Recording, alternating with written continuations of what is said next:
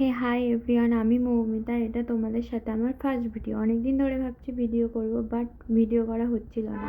মানে এডিটিং করা হচ্ছিল না, ক্লিপ নিচ্ছিলাম বাট এডিট করা হচ্ছিল না, ওই জন্য তোমাদের সাথে শেয়ারও করতে পারছিলাম না। তার একটাই কারণ কি আমি মানুষটা খুব ল্যাথখোর।